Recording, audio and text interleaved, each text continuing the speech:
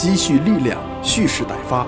一旦有了合适的机会，就会爆发出自己巨大的潜能。所以，只有经过艰苦卓绝的磨砺，才会真正做到不鸣则已，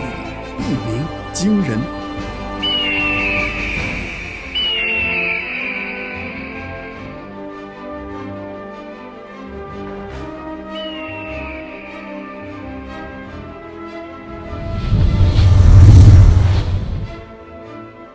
观众朋友，大家好，欢迎收看三川讲成语，学习中国成语，掌握汉语精华，了解中国历史，领略中国文化。今天我为大家介绍的成语是一鸣惊人。这则成语的意思是用来比喻一个人的才能被淹没，没有被发现，或者平时在工作和事业上并没有突出的表现，但是他一旦努力认真，或遇到合适的机会和环境，就可能爆发积蓄的能力，使自己的才能得到淋漓尽致的发挥，做出惊人的成就。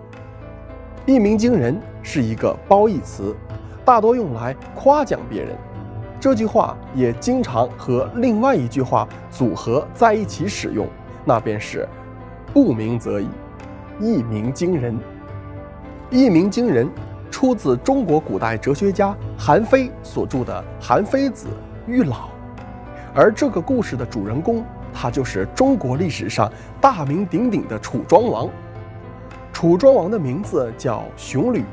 他是中国2000多年前春秋时代最有作为的国君之一。当时的中国还不是一个完整统一的国家，是由很多不同的城邦组成。他们彼此之间争斗频繁，相互尔虞我诈，彼此攻伐，都想成为天下的主人。楚庄王统治的楚国最早兴起于汉江流域，其全盛时期地域也很大，大致为现在中国的湖北、湖南省全部，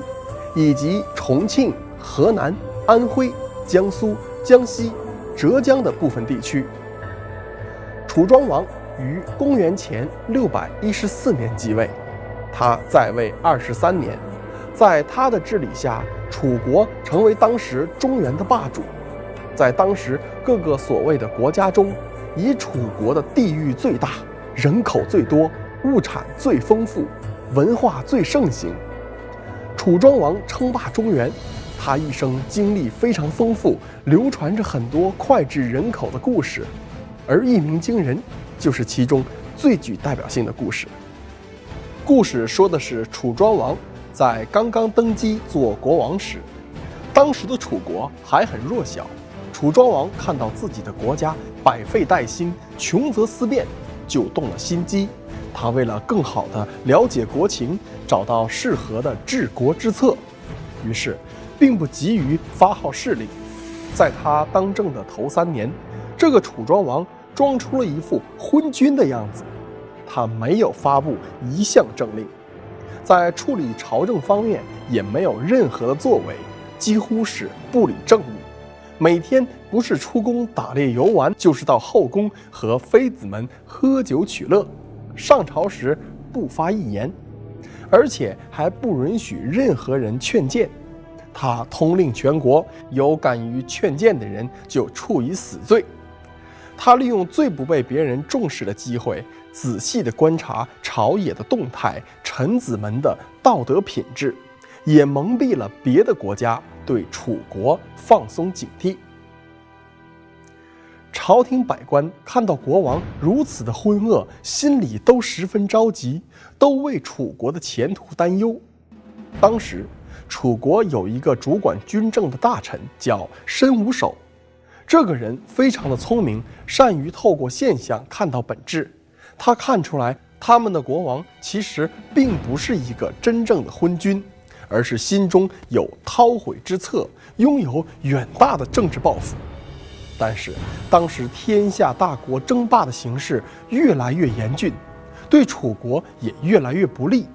他想劝楚庄王应该干点正事，励精图治，到了大展宏图的时候了。有一天，他看见楚庄王和妃子们在玩猜谜的游戏，楚庄王玩得十分高兴，他灵机一动，决定用猜谜语的办法，在游戏欢乐中暗示楚庄王。于是有一天，大臣们按惯例上朝，可楚庄王仍然是一言不发。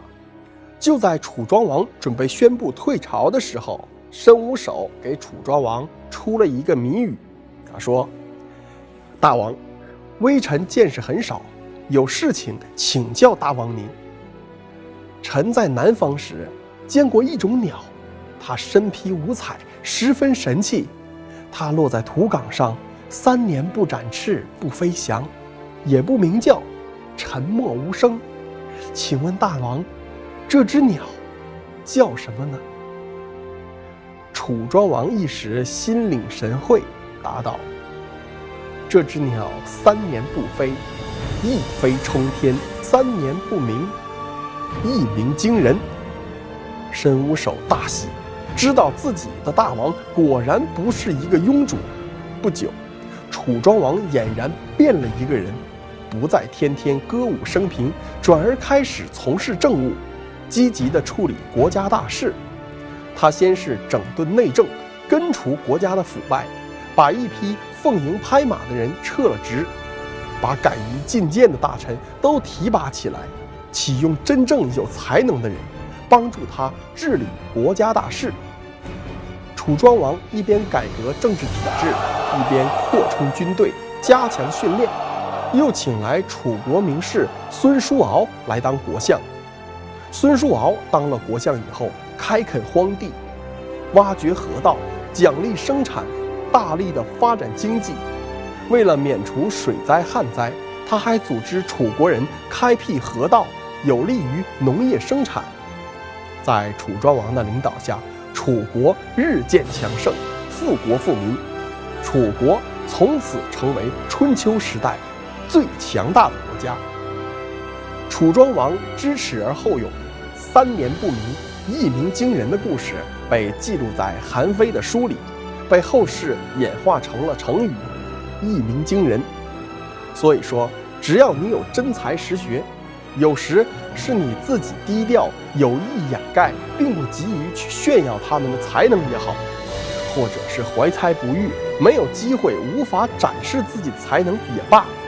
但当时机一到，往往会爆发出强大的爆发力，显示出惊人的作为。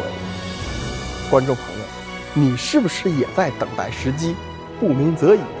一鸣惊人呢？谢谢收看，我们下期再会。